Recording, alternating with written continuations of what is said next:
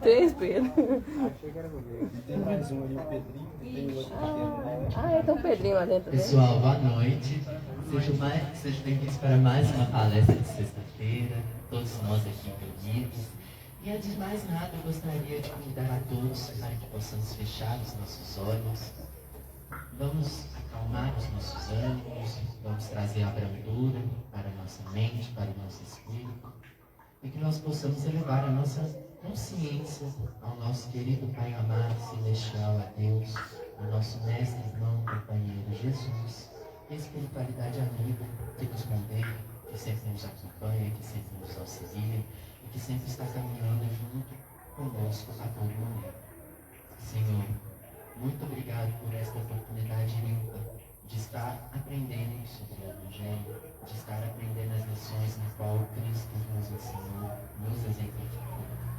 Obrigado por esta oportunidade de estarmos reunidos como irmãos, como amigos, e estarmos de coração aberto para que possamos compreender e exercer esta atividade de amor, esta atividade de caridade, e que cada vez mais que nós possamos nos sensibilizar a esta causa e que nós possamos estar espalhando esta luz divina para todos aqueles que precisam escutar, para todos aqueles que precisam de um sopro de vida, um sopro de alívio, e que a gente possa estar aptos para trabalharmos juntos nessa seara de amor eterno.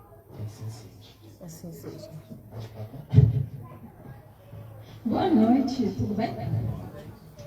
Gente, então, para a gente começar a nossa noite, eu gostaria que levantassem as mãozinhas quem já ouviu falar desta passagem. Levante lá no alto, toca o céu. Ok, temos algumas pessoas das quais já ouviram falar dessa passagem de Jesus, né? É uma passagem que se encontra no Evangelho de João, o apóstolo amado, o apóstolo querido, e está no capítulo 4. Só que é uma passagem com 42 versículos, e é uma coisa bem interessante, porque ela delonga com início, meio e fim. Muitas vezes as passagens são tão pequenas que quando a gente fala e você lê e fala, nossa, é só isso que está escrito, mas é tanto que diz. Imagina uma que está escrito muito, o que ela não diz, né? Então, gente, Jesus é samaritano. Levante a mãozinha novamente ao céu. Quem aqui sabe sobre os samaritanos? Ok. Temos um contexto histórico, alguns conhecimentos. Então vamos ver o que isso quer dizer sobre a nossa vida. Não é? A Fernanda disse que sabe. A Fernanda sabe. Mas sabe, já é bom demais. Então, seguindo nosso estudo da noite de hoje, nós temos uma questão muito importante, porque no capítulo 3 do Evangelho de João, ele segue para a gente apresentando João Batista. Então, João apresenta João, digamos assim. Já Batista, todo mundo conhece, não conhece? Quem conhece, levanta a mão, vai. João Batista, famoso. Inclusive, seu nome não era o nome de nascimento, o sobrenome, né, de Batista. Arthur. Alguém tira aqui. O quê? Desculpa, a gatinha tá A Fatu tá aí? ver. Gente, João, ele é apresentado como um dos nossos queridos... Passou. Um dos nossos queridos servidores do Cristo, que está ali para fazer o quê? O que João Batista fazia? Ele literalmente veio preparar o campo e os corações para que Jesus chegasse. Em muitos momentos ele anuncia que o Cristo há de vir em breve, muito, muito em breve. E isso, o que ele mais fazia? O que deu o nome dele de Batista? Ele batizava, isso mesmo. Ele batizava, mas ele batizava nas águas do Rio Jordão. O Rio Jordão era não só um símbolo, como um rio ali geográfico importante para a região da Galileia, da Judéia. Ele também era importante, a água em si era um símbolo de purificação. Quando você chegava num templo judaico, tinha sempre uma pia a qual você lavava suas mãos em todas as casas, um cantinho que você pudesse purificar suas mãos para adentrar e estar naquele lar, estar naquele ambiente. Gente, continuando com isso, é muito interessante porque logo o João vem contar pra gente que assim, quando Jesus soube, olha o que estava acontecendo. Jesus estava no início da pregação, estamos no capítulo 4 ainda. Tem 21 capítulos, se eu não me engano, no Evangelho de João. Logo que ele soube que os fariseus tinham ouvido que Jesus fazia e batizava mais discípulos que João, então ouviu, veio da boca do povo, veio da boca do povo. Ainda que Jesus mesmo não batizasse, né, mas os seus discípulos, ele deixou a Judeia e partiu novamente para a Galileia. A Galileia é uma região ali perto daquele cantinho do Oriente Médio, enfim, que é onde tem as raízes de Jesus. Tanto que ele é chamado Jesus Nazareno de Nazaré e o Galileu. O Galileu, ele é chamado de Galileu. E de João para Jesus, sendo muito sincero, ele anuncia que há de vir um Cristo, e Cristo se assume com essa personalidade quando ele chega às margens do Jordão. Com João Batista e fala, aquele que vos fala aqui está. Ele apresenta Jesus a todos. Isso é muito bonito. Então, para quem não sabe, ou quem tem dificuldade de geografia, é este ambiente do qual estamos falando aqui. Queridos, então, vamos lá. A gente chega a esse ponto aqui, ó, que a gente está aqui, ó, com Belém, tá aqui no cantinho, ok? Tem a Judéia, tudo bonitinho, Jerusalém, bem no meu dedinho aqui. E a Galileia é essa região de cima. Então, a gente tem aqui, ó, nossa, Judéia e Galileia. Mas no meio tem uma coisa muito grande que é impossível de ser ignorada, que é a Samaria, isso mesmo. Nossa querida Samaria, é uma região, né, do ambiente lá. Seguindo o nosso estudo, João nos conta que era necessário Jesus, então, passar pela Samaria. Mas Jesus só sai da Judéia porque ele não quer incentivar rumores. Afinal, o povo fofoca, né, gente? E o fofoca por fazer coisa ruim com a gente, né? Ainda mais com Jesus, sendo, nossa, ninguém seria ileso da boca do povo. Enfim, chegando nesse ponto, ele decide sair de lá, para não exaltar, porque eles estavam criando rixa. Eles falam, olha, João Batista, Jesus é mais que ele. Alguns consideravam como rixa, e não é bem assim, né? Na verdade, João Batista é o precursor de Jesus. E aí a gente chega assim, e ele se dirige, então, gente, a uma cidade da Samaria, uma cidade, né, naquele ambiente.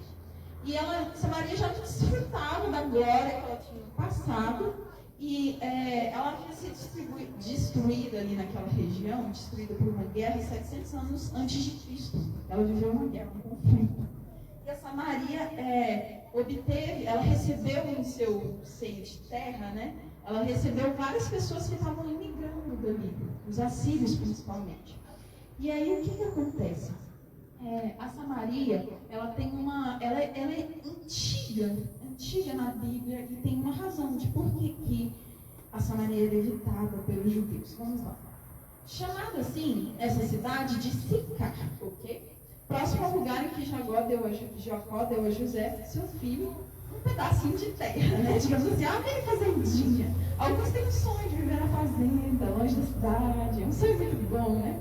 E aí o que acontece? Jacó, para quem não conhece, são um dos patriarcas do monoteísmo, né? Ele surge que é base da nossa religião também, e vem junto com Abraão, Isaac e Jacó. Só que o Jacó é o qual a gente quer se referir agora. Ele, gente, teve 12 filhos. Que é muito comum antigamente, né? Ter muitos filhos. Tem certeza que aqui alguém, né, pai? É filho de uma leva bem grande. E aí o que acontece? Desses 12 filhos de Jacó, surgem as 12 tribos de Israel. Todo mundo já ouviu falar? As 12 tribos de Israel, cada um com o nome de um filho de Jacó. Mas, gente, irmão, vamos pensar assim, é pleno a relação de irmãos na terra? A gente briga, né? A gente arruma uma rusguinha. E nessas tribos, gente, 2 tribos decidiram se juntar, que é de Benjamim e de Judá. O restante todos se uniu. As outras vezes, gente, é um número bem grande. Mas qual foi o motivo da briga? O motivo da briga foi onde adorar a Deus. Imagina, adorar a Deus é motivo de briga? Claro, desde sempre a gente percebe até hoje, né, isso. Só que não deveria ser, segundo os ensinamentos das quais a gente acredita desde grandes tempos atrás. Então, a grande briga era onde ficava o templo. Então tinha um templo no monte de Sião, que estava lá em Jerusalém, que é o grande templo de Jerusalém, ao qual a grande parte da história de Cristo passa, e o monte Gerazim. O monte Gerazim, ele ficava ali na redondeza, na Samaria, e as 10 tribos iam adorar Deus nesse monte, e não lá em Jerusalém. Então, para os judeus da tribo de Judá e Benjamim, nossa, o pessoal era assim, renegado. Não quero nem falar com vocês são as escórias da nossa religião. Vocês não adoram a Deus no lugar certo. E para eles era justamente esse pensamento, né? Que é um tanto conflitante em relação ao que Jesus vem nos ensinar, de amar a Deus e fazer as coisas ao próximo como a si mesmo. Então, o cenário, gente, olha, vamos pensar aqui. O que é isso daqui? Um templo. Um templo? Uma igreja? Um ambiente religioso? Sim. O que a gente pode analisar aqui? Vocês conseguem identificar essa figura? Não está muito longe. É um altar, tem uma imagem, e é um altar aqui que a gente vê Maria com o menino Jesus e Jesus ali do outro lado. Okay? Esse é um altar muito interessante. Tá, onde passa a nossa história da mulher samaritana? Quem sabe aí? Samaria. Tá, mas onde? No poço. No poço. Ótimo, no poço. E se eu falar para vocês que aí que está o poço hoje? Vocês acreditam? Olha que interessante, né? O que o ser humano não faz? Antes era apenas um poço. Agora se tornou um templo católico ortodoxo. Okay? Então vocês podem ver ao lado dessa imagem o poço de Jacó com um sacerdote ortodoxo ao lado. Você pode ir visitar lá. É só ir nas coordenadas do poço de Jacó. Enfim, esse poço está muito bem estruturado, né? Mas só que a gente já imagina ele no meio da natureza, imagina ele lindo, maravilhoso, assim, na paisagem da Samaria. Aí hoje a gente tem um monte de parede em volta, mas isso é uma questão do qual se torna a adoração àquele ambiente, não é? Porque ele se torna importante historicamente.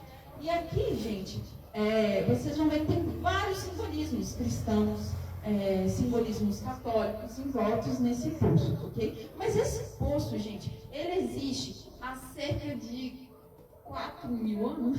Então, não que ele existe intacto, mas desde a criação dele. Como é que foi a criação dele?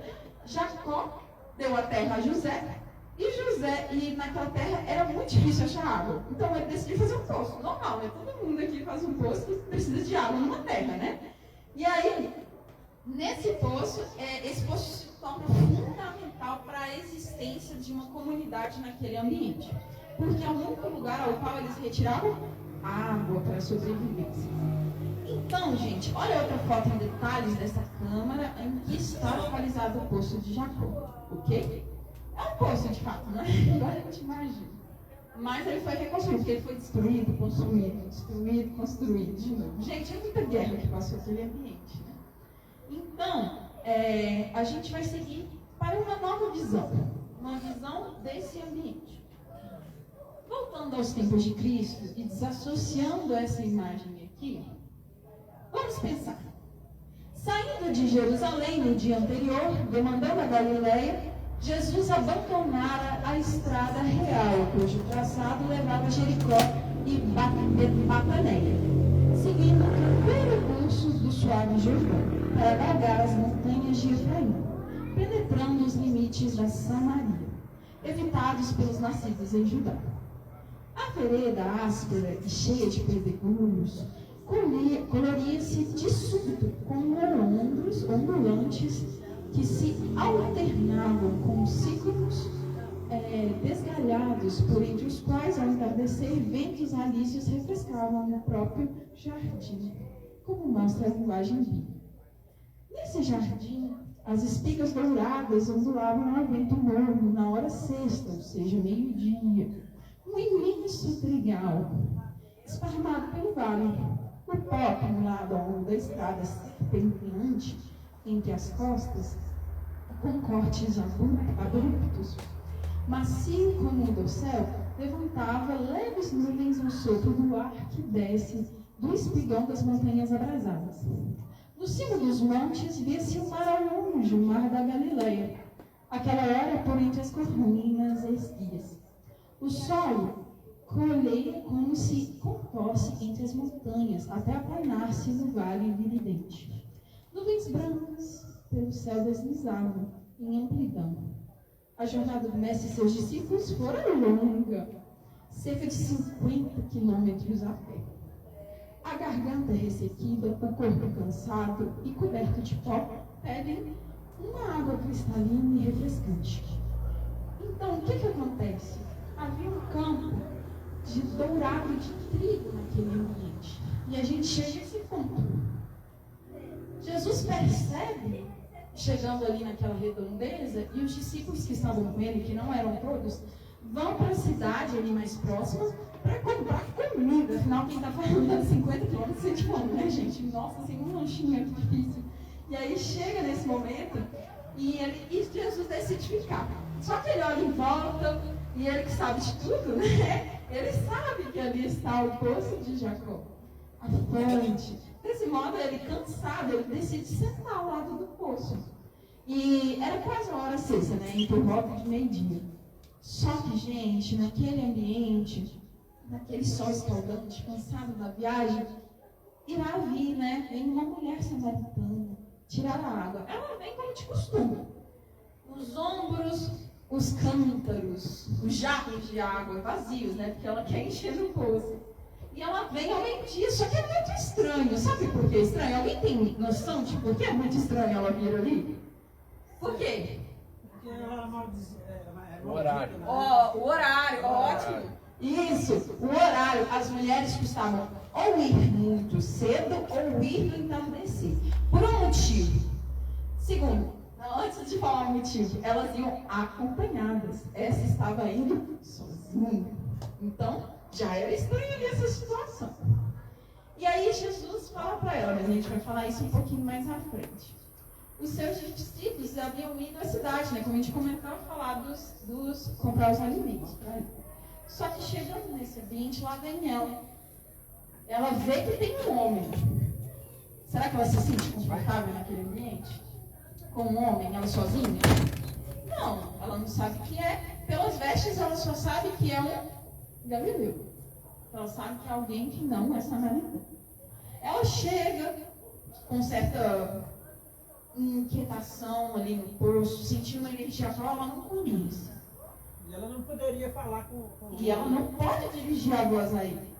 Então, ela, sabendo da rixa e tendo noção de que eles são de mundos diferentes, entre aspas, pelo nascimento, ela pega e enche suas águas, seus cântaros, né, com água. E aí ela, com esforço, quando ela ia colocar o ombro de novo, aquela jarra cheia de água, aquele homem fita ela com um carinho que ela nunca sentiu. E ela não ousava olhar para ele. Por que ele olhava para ele? Por que ele a observava? Mas não parecia só olhar, ele parecia saber de tudo o que ela era e o que ela sentia. Então, quando chega nesse momento, ele vira e fala: dai-me de beber.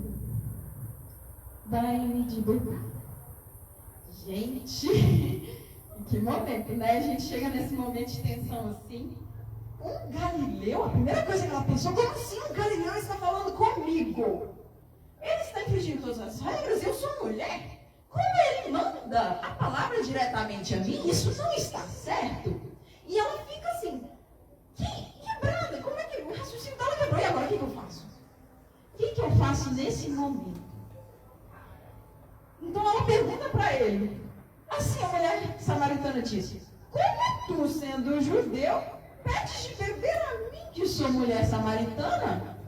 Pois judeus não se associam com samaritanos. Então ela já sabia da treta toda, ela viveu isso na pele o tempo todo, o preconceito, né?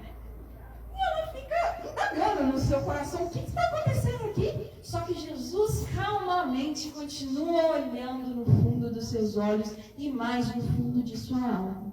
Ela não sabe dizer o que prendia os olhos dela nos olhos dele. Aquilo ali é um sentimento de eu não compreendo. E isso atormenta o coração dela constantemente. Com essa sensação de que, será que isso está acontecendo? Isso é verdade o que eu vivo ou não? Nesse momento, gente, Jesus fala com ela com uma profunda delicadeza. Afinal, ele não destrata ninguém. Vamos ver. Em resposta, ele lhe disse: se conhecesses os dons de Deus e quem é aquele que te diz, dá-me de beber, tu lhe pedirias e ele te daria água viva. Nossa, então ele falou na cara dela, assim, a verdade plena, direto. Só que ele falou a verdade sem um véu? Não. Ele deixa o mistério no ar e ela não consegue compreender de imediato o que está acontecendo. Nos olhos daquele estranho, né? Ela não conseguia compreender o que estava acontecendo. Ela não conseguia compreender as sensações de magnetismo a qual ela era envolvida. E ela tem uma coragem muito grande de começar a pensar sobre aquele homem. Inicialmente ela tinha uma sensação sobre ele. Ela tinha uma sensação de um estranho, como qualquer um. Depois ela tem uma sensação de uma pessoa que está quebrando a lei, está falando com ela. E nesse momento, essa questão, as discórdias que separavam os dois povos, muito bem Jesus fazia. E ele fazia intencionalmente a abordagem a ela. Ele queria abordá-la naquele instante. E ela fala que ele fala que tem uma mensagem a dar. Então, aquela mulher, ele a acolhera e escolhera para ser a condutora do seu aviso na cidade. Respondeu-lhe então, sem aspereza e sem levite, por conhecê-lo. O que a gente falou, né, sobre sua voz, e vibrações incomparáveis atingiram o coração daquela mulher. Ela tinha a sensação de que ela encontrava uma certa paz, da qual ela nunca tinha vivido antes. E essa paz, quem não quer, né, gente? A gente tem uma vida tão tribulada. Às vezes a gente chega em casa tá tão cansado e a gente não percebe o quanto um ambiente de aconchego, um lar, um porto seguro é importante, né? Mesmo tendo os nossos portos seguros. E ela falou assim, eu não sabia o que paz é isso, onde encontrar aquela paz que eu estou sentindo agora. Uma dúvida, porém, veio no pensamento daquela mulher que estava sendo defrontada por um homem. O espanto dá-lhe à voz uma tonalidade de respeito, porque ele falou uma coisa misteriosa, ó. Se tu conhecesses o dom de Deus e quem é aquele que te pede, né, para dar-me de beber, tu pedirias a ele água viva. E ela fala com respeito, Senhor, tu não tens com que tirar, e o poço é fundo. Onde, pois, tem a água viva? És tu o maior que nosso pai Jacó, que nos deu o poço, tendo bebido ele próprio, seus filhos e o seu próprio gado? Então, naquela cabeça que ele está tentando entender ali no momento, ela fala, o que é essa água viva? Que bendita de coisa é essa que eu não entendo? Imagina, nossa, meu Deus, não precisar mais ir lá buscar água no meio do dia, sozinha, correndo perigo. Nossa, ela fala, uau, não consigo entender. Mas imagine, não é sentir sede. Por exemplo, quando a gente fala que tem que sentir sede, né? A gente bebe uma aguinha para poder continuar, se refrescar, assim como Jesus andou 50 quilômetros, enfim. Mas imagina não sentir mais solidão. Gente, solidão é muito pessoal, não é? A gente pode estar rodeado de pessoas, mas a gente pode se sentir sozinho ainda assim. Agora, não só isso. Na nossa vida, a gente tem muitos poços, e esses poços representam coisas que a gente não consegue abrir mão. Pensa numa coisa que você não consegue abrir mão. Alguém quer falar? Não consegue abrir mão? Ninguém? Oi? Mira, não me pergunta. Mira, não me pergunta, então eu vou te perguntar pra você. O que você não consegue abrir mão? Pra viver? Naquela região era água, né? Não, mas na sua vida. Família, família. Você não consegue abrir mão da família? E se Jesus pedisse que você largasse a família, você iria por ele? Difícil, né? Complexo. Ainda mais uma condição no coração de mãe, não é? Então a gente vem pensar, a gente tem diversos poços. Graças a Deus, eu acredito que a maioria aqui tem poços muito muito, digamos assim, muito frugais, muito evoluídos, como não largaria a família, não largaria os entes queridos, ou aquele trabalho que edifica, né, as dificuldades que surgem no dia a dia, ainda assim, apesar de tudo, não largaria, porque o trabalho é importante. Gente, mas tem gente nesse mundo em que o poço é muito mais sólido e pesado do que a gente imagina. Por exemplo, existem pessoas que responderiam que nunca largariam um carro. Ou que nunca largariam aquela casa confortável. Ou que nunca largariam o din-din que está pautado na conta. Assim como aconteceu várias vezes no Evangelho, como o Jesus convida, né, o jovem rico a seguir ele. Ele fala, eu vou ter que largar tudo. Não, agora não. Então, realmente, ele não largou tudo e só foi largar mais de 1000 anos depois, quando compreendeu o Evangelho. Então, gente, muitas vezes, por mais que a gente perceba ou não, a gente cria dependência de poços, nas quais a gente sacia a nossa sede, os nossos desejos. Então, eu tenho um desejo material. Eu tenho um desejo e cuido e sou apegada àquele bem material, ok? Ele sacia meu desejo, ele sacia ter ele, possuí-lo. Mas isso é sólido o suficiente para a alma? É sólido o suficiente? Não, porque a gente precisa muito mais que isso. Nós somos desse mundo? Não somos desse mundo. Somos de onde? Lá do alto. Do quê? Do alto. Do alto. Nós somos do alto. E justamente por isso, a gente tem que entender que a nossa origem vem de lá e não daqui. Então as coisas que estão aqui não são tão importantes quanto julgamos que são. Né? E aí a gente chega sobre isso. Jesus tem outro quesito sobre ele. Ele vira para ela e fala, me dá de beber? E aí você pensa assim, nossa, mas ele solicitou algo de alguém? E olha que abordagem, é um estranho chegar para você e falar, me dá de beber? Me dá de comer? Sacia minha sede naquele instante? Não é uma rogativa, um auxílio? Também a humildade de receber uma possibilidade de um não? E olha que interessante, quando ele chega nesse ponto, ele está pedindo o que para ela? Que ela saia do ambiente dela de mulher samaritana, pegue a água e o sirva. Então, quando Jesus nos convida, sempre vem partindo de convidar-nos a servir na obra de Deus. Então, ele não vai só convidar assim, venha desfrutar ao banquete. Ele vai falar o quê? Venha, trabalhe conosco e faça parte do reino dos céus conjunto. E aí, nesse momento, gente, como a gente havia comentado, né? Ela fala, olha, mas você não tem nem vasilha? Como é que eu vou te dar água e beber? Ele vai pegar o cântaro e beber ou vai com as mãos? É uma incógnita. Ela não compreendia, gente. O poço é profundo, ele tem cerca de 40 metros. É muito longo. E, portanto, de onde tem essa água viva? Essa água que nunca vai secar, né? Porventura, tu és maior que nosso pai Jacó? Ou seja, Jacó era importantíssimo para aquelas pessoas que acreditavam naquela crença da época, né? E que ele deu aquele poço para que eles pudessem beber. E em resposta, Jesus diz a ela, né? Todo aquele que beber desta água que vos falo, terá, dessa água que temos no poço de Jacó, terá sede novamente. Naturalmente, né? Nosso corpo não exige, as coisas do mundo não suprem as nossas necessidades espirituais. Aí ele adverte, mas quem beber da água que eu lhe der, nunca mais terá sede. Ao contrário, a água que eu lhe der se tornará nele uma fonte de água jorrando para a vida eterna. E que vontade de ter essa fonte de água. E o que seria essa água viva que anima os nossos corpos e anima os nossos espíritos? Que nos anima no fim das contas?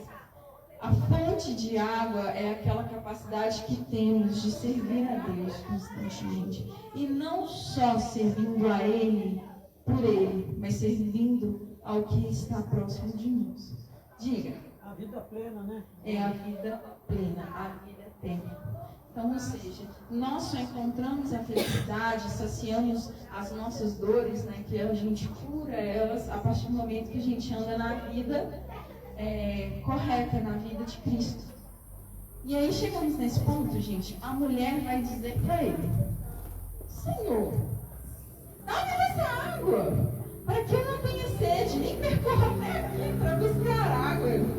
Gente, ela ainda não tinha entendido, ela estava diante de Jesus e não compreendeu. Mas quizá nós teríamos compreendido se fosse a gente naquele momento. Então, ela vira e fala: gente, eu quero que não essa sede. Se eu puder parar de trabalhar e vir aqui, beleza, estou feliz, né? É muito, muito válido, né? Mas é uma dúvida, ela está assim: será que é aquela água que realmente é uma água mágica, que vai entrar assim, vai saciar minha sede ou não? E aí ela faz essa pergunta para tirar suas dúvidas. Com verdade também, né? Afinal, nós também somos ignorantes, apesar de conhecermos muito sobre Cristo, né? E não praticarmos nesse ponto. Então, quando ela vira e fala assim, os olhos do estranho fulguravam com um fascínio desconhecido. A revelação não tardava, a mensagem estava no ar, embalando o mundo quando ele ia anunciar. E novamente ele fala: penetra a mulher suas falas, o sentido das palavras do Rabi. Desejava libertar-se da exaustiva tarefa ou buscar clareza no ensino. Os meigos olhos dele incendiavam-se e se fixavam nos olhos dela. Com brandura, ele falava à sua alma: vai chamar o teu marido. Então, ou seja, ela estaria sozinha, né? Vai, chama o teu varão e vem aqui. Só que ela vira, sabendo dos problemas, ele atingiu o ponto fraco dela. Ela não era casada. Ela não tinha um marido. Ela não tinha um varão, como alguns conhecem, né? E aí, ela diz para ele, Barabós então. Ela diz para ele, gente: não tenho varão, não tenho marido. Então, nesse momento, ele fala: pois bem, pois tivesse 5 maridos, e o que agora tens não é teu marido. Nisso dissestes a verdade. Aí ela pensa: poxa, como ele sabe isso de mim? Ele puxou isso de onde? Que isso daqui é um segredo dela, era uma inquietação íntima. Eu não tenho marido, e ele fala: o que você está agora não é seu marido. Então ela não estava ligada a ele pelos laços divinos. Ela estava ligada a ele pelos laços mundanos, pelos laços da conveniência, pelo estado ali. Então, gente, são 2 espíritos que escolheram estar juntos, mas eles não tinham tido esse momento de tornar ainda mais valioso esse compromisso, que eles estavam juntos. E Jesus mostra pra gente uma coisa muito interessante, porque ele encontra ela onde? No poço. E para quem não sabe, o poço ao longo da Bíblia, ele apresenta um simbolismo muito grande, principalmente no Novo Testamento, que significa o casamento. Por exemplo, Jacó e Isaac conheceram suas esposas no poço. Eles iam ao poço e conheceram. E Moisés? Também, pois é, ele também conheceu sua esposa no poço. E olha, tinha todo esse simbolismo da união, do estado, de uma fonte que jorra, que vem dos dois e tem origem no divino. Então ele, naquele momento, com a mulher sozinha, ele vai e fala: chama o teu marido, chama aquele que é seu companheiro, para você estar aqui. Olha o convite à união, o convite a essa relação. Que interessante, né? E ele fala isso para ela fala: pronto, acabou. Eu não sei como é que ele sabe, mas ele sabe. Então ele é alguma coisa. Ele é alguma coisa que eu não compreendo. E aí, nesse ponto, gente, a mulher diz: nossa, observo que você é um profeta. Então, de um estranho, ele passou por um cara curioso, e um pouco ousado por revelar uma mulher, então, para um profeta, gente, é um salto muito grande para ser um dos profetas judaicos, né? E aí, o que acontece, gente? Ela fica desanimada, ela fica atormentada. Como é que ele sabe isso da minha vida? E aí, quantas dúvidas surgiram naquele pensamento? Será que ele conhece alguém? Será que ele me conhece? De onde vem essa informação? E aí, ele vem com toda a possibilidade e olhando para ela, ela comenta para ele: nossos pais neste monte adoraram, e vós dizeis que é em Jerusalém o lugar onde eu devo adorar. Jesus, diante daquela interrogação, ele sabe que é decorrente do quê? Da divisão entre samaritanos e judeus, não é? Justamente. E aí ele vira e fala assim: para Jesus importa? Não. De fato, para Jesus importa?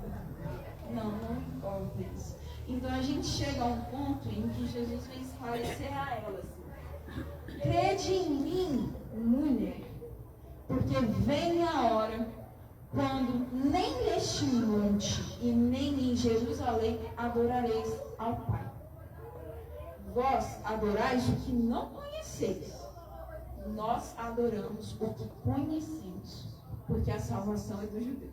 Parece que ele está tirando os samaritanos, não parece? Porque ele está falando assim: vocês não conhecem, a gente conhece. Mas alguém sabe de qual salvação ele está falando? Sim. Ah, A salvação da vida eterna. também, o que mais? Qual salvação nós temos? Vamos, Cadu, diga uma! Vai, Cadu. Tira 10, Cadu. Tem certeza, Cadu? Então, gente, o que acontece? A salvação que ele fala para ela é uma salvação muito clara. De onde viria nascer, no seio da sociedade, Messias? Os judeus.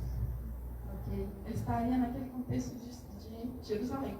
Mas isso não significa que ele é a salvação, mas que ele é um emissário de Deus. E a mensagem boa nova que ele traz, sim, essa sim é a salvação. Então, naquele momento, ela fica assim: nossa, se sentindo indigna de pensar naquilo, mas ainda assim é um momento de dúvida. Se a gente é diferente, o que torna a nossa diferenças assim, né? E aí, ele vira e olha para ela ainda mais amoroso e continua a falar em meio ao barulho do trigo. Deus é o Espírito, e iremos adorá-lo em espírito. Vamos ler aqui. Mas vem a hora, né, que os adoradores adorarão o Pai em espírito e verdade, pois também o Pai os busca. O Pai busca os que assim o adoram. Deus é espírito, e aqueles que o adoram devem adorá-lo em espírito e verdade. Já desde antes ele vem quebrando várias questões da época que não se adora no templo, não se adora de forma externa, se adora internamente. E ele vem quebrando essas regras constantemente, desde o início dessa passagem. Ele fala pra gente, ele vem e comenta. Ele já falou com a mulher samaritana, ele passou pela Samaria, está pedindo água para ela, está ensinando sobre a revelação do reino no início da sua caminhada. E ele há de falar e profetizar para ela que não existiria pedra sobre pedra no templo de Jerusalém, como ocorreu posteriormente. Então, gente, quando ele afirma que Deus é Espírito, lembra do livro dos Espíritos? Deus é Espírito? Sim. Não. Ai, Deus é eterno. Deus é eterno, ok? O que mais? Por que ele não é Espírito? Vai, Pedro! É primário. Ele é a causa primária de todas Primária as de coisas, todas inteligência as coisas. suprema. E o que mais? Por que a gente pode afirmar assim com batata que Deus não é um Espírito? Porque o Espírito é criatura e Deus é criador. Ótimo, Cadu, parabéns! Sabia que você iria contribuir em algum momento. E a gente chega nesse momento, gente, em um momento, numa pergunta do livro dos Espíritos, que os Espíritos nos esclarecem: existem 3 coisas no universo. Quais são as 3? Deus, matéria e espírito. E Espírito. Se existem 3 e Deus não é Espírito nem matéria, assim por aí vai, né? Espírito também não é Deus. Mas a gente tem que lembrar que na linguagem de origem dessa passagem, não se havia uma palavra que descrevesse algo tão transcendental. E até hoje a gente não compreende. Ninguém compreende Deus, concorda? A gente pode ter noção sobre ele. Então, muitas vezes, todo mundo aqui já ouviu falar de Yahvé, né? Javé, Jeová, enfim, são nomes do mesmo Deus. Enfim, vários nomes. Só que o que acontece? Yahvé, na língua de origem, é quase que um sopro, porque ele não tem vogal. E, desde o início, a criação das coisas é associada ao sopro da vida. Então Jesus é aquele que dá o sopro. Jesus não. Deus é aquele que dá o sopro. E Jesus é o mensageiro de suas verdades. E aí o que acontece? Quando ele fala o espírito, a palavra que designa espírito é como se fosse o vento na origem, na língua materna, né? E é um sopro. Então é aquela coisa mais sente. Aquilo que a gente não vê, mais sente. O vento. Aquilo que a gente não vê, mais sente, né? Então é o mais próximo que eles tinham para falar de Deus, para explicar Deus, como explicar aquilo que a gente não conhece. E aí, a gente continua. A mulher diz. Então ela pensa, porque ela também acredita nos preceitos da Torá. Sei que vem o Messias, chamado Cristo. Quando ele vier, nos anunciará todas as coisas, todas as verdades. E o que acontece nesse exato instante? Alguém quer estar? Quer estar, Pedro? Tá com a mãozinha assim? Tô pensando. Então vamos lá, gente. O que ele disse? Gente, naquele momento do qual ela já estava com uma expectativa muito grande no peito, ele olha para ela e ela compreende, pois ele diz, no início da caminhada, sou eu o que te falo. Então ele vira no fundo dos olhos dela e fala, o Messias sou eu.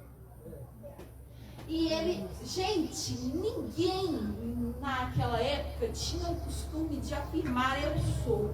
Por quê? Quando Moisés vai lá e pergunta a sarça ardente o que é que está acontecendo, ele fala, eu sou Deus, né? Ele fala, eu sou o Criador. Ele afirma. Então era tão forte se afirmar alguma coisa que as pessoas não usavam aquela palavra. Era quase coisa sagrada. Claro que tinha uma coisa ou outra na comunicação, mas não tinha essa veemência. Então alguém virar e falar, eu sou o Cristo, para os fariseus era uma blasfêmia, porque estava indo contra o sagrado. Estava indo contra as leis de Deus. Então quando ele vira e fala, eu sou o Cristo que vos fala, ele fala só para ela. Naquele instante. Naquele instante de encarnados só tinham eles naquela redonda. E aí, gente, como descrever isso? Como descrever de Jesus está na sua frente? Você aguarda a vinda do Cristo e ele ali vira para você e fala, eu estou aqui. Eu estou aqui na sua frente. O rosto. Com aqueles olhos dos quais a gente não consegue compreender. Então, gente, nesse momento chegaram os discípulos e encontraram ela chorando. Ela chorando, pela alegria imensa de conhecer aquele a quem tanto ela e seu passado acreditou. E eles se maravilharam. Por que eles se maravilharam? Porque ele estava sozinho, como mulher. Isso era completamente inapropriado para ela. E mesmo assim, os discípulos, praticando o que ele ensinou, não julgaram Jesus. Isso é muito bom, isso é muito importante. E ninguém disse, maravilharam-se de que estivesse falando com mulher, todavia ninguém disse, que buscais, ou por que falávamos com ela, ainda mais uma samaritana, porque os discípulos eram judeus também. Assim a mulher deixou o cântaro dela e foi na cidade buscar seu marido, foi na cidade e dizia a todos que ela encontrasse, vinde ver de um homem que me disseste tudo o que eu fiz. Porventura não é ele o Cristo, ao qual a gente aguarda, né? Saindo da cidade, todos aqueles que curiosos, que foram com ela ao encontro de Jesus. E ele lá permaneceu.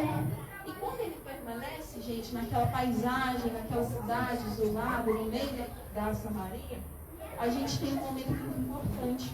Porque os discípulos já tinham chegado. E eles chegaram com o quê? Com comida, né? Só que Jesus pediu de beber. E no momento, nesse ínterim, os discípulos falavam para ele, Rabi, mestre, professor, come. Então, gente, aquele aluno que está vendo o professor que anda 50 quilômetros, fala, não, come um pouquinho. Então, o aluno também cuida do professor, não é verdade? Se alimenta. E Jesus, porém, vai dizer para ele, gente, ó, eu tenho para comer uma comida que vós não conheceis. Diziam então os discípulos uns aos outros: porventura alguém trouxe algo para ele comer? Será que alguém passou aqui, deu uma comidinha para ele, alimentou, né, a barriguinha? E eles estavam assim, porque não fazia sentido ele estar sem fome depois de 50 quilômetros. E claro que eles vêm trazendo em sua bolsa comidas locais, que eram muito importantes para a alimentação, como o pão. A alimentação na época era muito importante. E também frutas típicas. Essa daqui vocês conhecem? Figo, perfeito, figo, né? Quem lembra da parábola da figueira, né? Enfim, entre outras coisas. Então Jesus vai esclarecer para eles, ele ora para os discípulos, e como aquele mestre que sabe que precisa ensinar, ele diz: a minha comida é que eu faça a vontade daquele que me enviou e complete sua obra. Então, para ele é muito mais importante as coisas do céu do que da terra. O alimento não importa naquele momento, porque ele se alimentava da felicidade de acalmar, acolher e amparar aqueles que buscavam a sua palavra. Então, nesse momento, os discípulos começam a perceber: não dizeis vós que ainda 4 meses até vir a colheita? Como a gente começou a conversar no início da nossa fala, o campo de trigo estava dourado. Eles chamam, quando o trigo está pronto para a colheita, como um trigo dourado ou branco. E ele fala assim: levantai os vossos olhos e contemplai os campos que já estão brancos para a colheita. Mas ainda faltava quanto? 4 meses para o período da colheita. E você vai esperar o trigo 4 meses para poder colher? Se ele está pronto? Não, porque ele pode vir a germinar, estragar, enfim, várias questões. Pragas podem assoltar esses campos.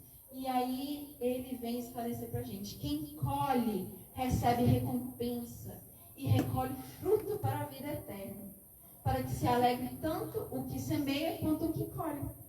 Só que olha o que ele vem dizer: pois neste caso é a verdadeira palavra. É o semeador e o outro é o ceifeiro. O outro é quem vai colher, né? Nesse campo de trigo, enfim. Só que nesse campo de trigo, que é a nossa vida, ele vem falar assim para os discípulos e para aqueles samaritanos: eu vos enviei para colher o que não labutastes. Outros labutaram, e vós entrastes na labuta deles. Parece estranho, né? Tipo assim, eu mandei vocês para colher aquilo que vocês não plantaram. Porque constantemente ele fala assim: vocês dão o plantio é opcional, mas a colheita é obrigatória. E aí você fala assim: como assim? Então ele está falando que eu estou indo colher uma coisa que eu não plantei. Gente, transcendendo essa questão, ele vem falar que a gente colhe não no sentido literal, mas que a gente perdura o trabalho de outras pessoas constantemente. Então, onde você trabalha, onde você vive, você está continuando uma obra que se foi. Por exemplo, quem trabalha aqui no ambiente escolar permanece educando, assim como houve outros educadores, né? Aquelas turmas da qual você assumiu. E assim por aí vai, gente, em vários campos da nossa vida. A gente pega, não no início necessariamente, mas a gente perdura um trabalho que existe já desde quase sempre. Oi? Lembrando que eu estava falando dos profetas, né, que já vieram. Também, os profetas, eles vieram, fizeram um trabalho e a gente está colhendo nesse momento. Isso. Temos que lembrar que somos pessoas coletivas, né? Nós somos um coletivo, uma sociedade. Então, tudo que a gente faz, tudo que a gente tem, que a gente vive, tem direta correlação com o que a sociedade como um todo faz, não é? Isso. Então, a escolha da sociedade vai refletir na nossa individualidade, de certa forma. Isso é importante. Então, a gente também colhe aquilo que os outros trabalharam. Então, gente, muitos e muitos samaritanos naquela cidade creram nele, por causa da palavra da mulher que testemunhou. Ele me disse todas as coisas que fiz. Os samaritanos, então, vieram até ele, rogando-lhe para permanecer com ele. E ali Jesus permaneceu 2 dias. E muito mais creram nele. Mas, dessa vez, gente, não mais por causa da fala da mulher. Cremos por nós mesmos, pois ouvimos e sabemos que é verdadeiramente o Salvador do mundo. Então ele fala também sobre a questão da salvação virá de Judá, virá daquele ambiente, e ele se refere a si mesmo. Nesse momento, gente, para a gente poder encerrar essa fala aqui, nossa reflexão sobre Cristo, Todo mundo aqui, eu gostaria de saber quem já ouviu falar nisso daqui. Cântaro. Tu ouviste, Pedro? Papai? Quem mais? Ou então vocês irão ouvir pela primeira vez neste momento. Gente, e Tintonesa? Todo mundo ouviu, né? Ah, que bom. Fico muito feliz de ouvir isso. Quem não ouviu também irá conhecer. Isso é muito interessante. Tintonesa, gente, é um grupo espírita que cria letras com base nos conhecimentos espíritas. E um dos álbuns lançados deles, eles lançaram 4 álbuns, é o Cântaro. Se vocês olharam o ó, é o quê? Um cântaro, um jarro. E olha, ao fundo, não é um jarro que jorra água viva. Então, eles trazem isso pra gente nesse momento. Então, pra gente encerrar, eu vou projetar aqui a letra e vou passar a música. E eu gostaria muito que vocês prestassem atenção em cada detalhe dessa letra, que é muito divino o que ela fala pra gente. Nesse instante, 2 pessoas disseram que já ouviram essa música. Então a gente